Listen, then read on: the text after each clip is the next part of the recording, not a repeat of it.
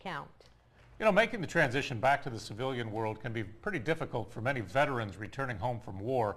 The trip back home often includes a battle not only to find a job, but also finding somewhere to live. A Local 15's Jasmine Williams talked with one woman who claims she was overlooked by the VA's housing program and is now pleading for help to find a permanent home. That's tonight's reality check. She says her family went from living on base to barely making ends meet. Her story and struggle is one facing many returning soldiers. She says the programs in place simply aren't enough. That's why she turned to Local 15's reality check for help. The year was 2004. Violence in Afghanistan was intensifying and her husband's military unit was in the midst of it all. He put his life on the line and he still has to deal with stuff to this day from those two wars, you know, that people don't even know about, that he has to battle with on a day-to-day basis. Nearly a decade since that deployment, the war veteran's battle is far from over. He's now suffering from PTSD and struggling to find civilian work back home in Mobile. His wife, who we're only showing in silhouette, is also a veteran and describes the shame she felt of bouncing around and begging for help since getting back to civilian life. So we found ourselves in a situation where we were homeless. A few nights we had to stay in our truck because it's just being with family, it just wasn't working. From heroes to homelessness, the family, two U.S. veterans with 2 kids, turned to the VA's housing program, Housing First, for help. They filed a claim to receive assistance with their rent for 6 months.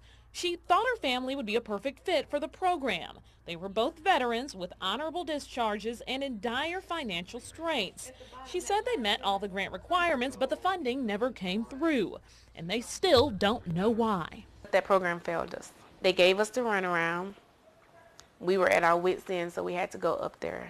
The caseworker at the beginning said, oh, everything will be fine. Once again, false hope. Sorry I didn't get my family anywhere to stay. So we went looking for answers. What do you think when you hear something like that? When I hear something like that, of course I'm disappointed because I hope that we'd be able to help every family that comes around. Michelle Dees is the director of Housing First in Mobile and one of the people this family said they turned to for help. The Housing First program's VA branch was established to end homelessness among veterans by 2015.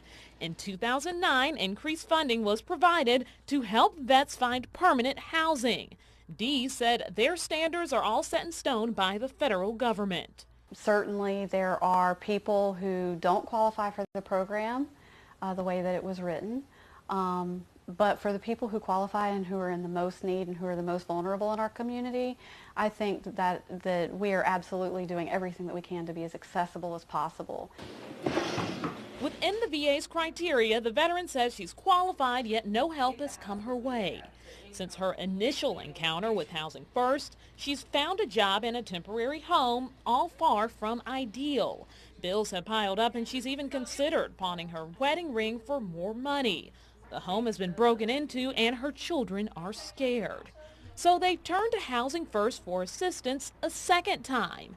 Now with an income, Housing First stated the family makes too much money to qualify. It's the catch-22 that's keeping them from getting back on their feet. Could possibly be back out because it's tough, but you say I make too much now, but I didn't make enough the last time, but we still need the help. So who is the program for? Her husband has been driving all over the region searching for employment and wasn't in town when we were working on this story. Their struggle is far from over. I've been in contact with Congressman Bradley Byrne, who is looking for solutions for this family of soldiers. Guys, back to you. Local 15 News is your advocate to expose corruption, fraud, and waste in local government. If you know of any wrongdoing, scams, or abuse of your tax money, call our Reality Check hotline. There's the number on your screen, 877-315-7268. Oh, familiar